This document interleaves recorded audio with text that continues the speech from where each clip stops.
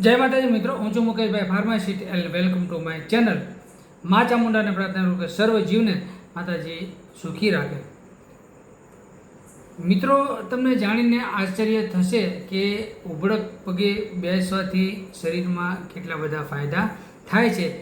થોડુંક આમ લાગે ઓડ જેવું, કેમ કે ઉબળક પગે બેસવાથી ભાઈ શરીરને શું ફાયદા થાય, પણ ખરેખર જો તમે આખા દિવસમાં એટલે કે 24 કલાકની અંદર, 12 કલાકની અંદર વાત નથી કરતો, 24 કલાકની અંદર માત્ર તમે 10 મિનિટ સુધી જો ઉબળક પગે બેસવાનું રાખશો તો કેટલા બધા ફાયદા શરીરને થશે.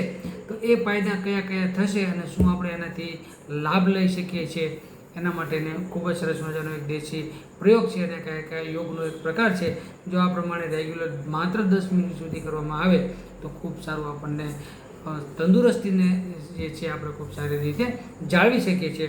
તો ઉબળક પગે 24 કલાકમાં માત્ર 10 મિનિટ સુધી બેસવાથી આમ તો શું છે કે જે ટોયલેટ જવાની દેશી પદ્ધતિ છે કે જે ઉબળક પગે બેસીને ટોયલેટ, તો એ ખૂબ મહત્ત્વની, ખૂબ અગત્યની છે. ત્યારે કલ્ચર બદલાઈ ગયું છે, વેસ્ટર્ન ટોયલેટ આવી જતા ઘણી બધી આમ કહો તો સગવડ ને આમ કહો તો અગવડ, એ બધું છે. પણ જેટલું આપણે બને એટલું દેશી પદ્ધતિ વાપરવાનો આગ્રહ રાખીએ જેથી કરીને આપણી શરીરની તંદુરસ્તી સારી. તો ખાસ કરીને આ પ્રમાણે ઉબળક પગે બેસવાથી સૌથી મોટો ફાયદો એ થશે કે પેટ જો વધી જતું હોય તો પેટ તમારું બિલકુલ નહીં વધે. કેમ કે તમે ઉબળક પગે બેસો એટલે પેટ જે છે તમારું અંદર દબાયેલું રહેશે, જેને લઈને તમારું પેટ જે બહાર આવી જશે એ પેટ બહાર નહીં આવે.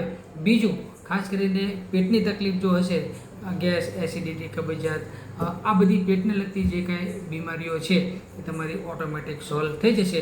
અને ખાસ કરીને 10 મિનિટ સુધી ઉબળક પગે બેસવાથી પેટ એકદમ સાફ આવે છે, એટલે કે કબજિયાતની જે તકલીફ છે એ દૂર થઈ જાય છે.